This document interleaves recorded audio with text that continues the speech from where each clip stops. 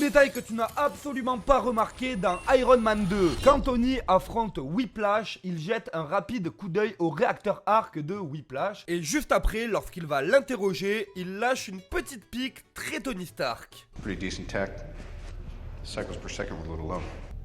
Focus the repulsor energy through ionized plasma channels. It's effective.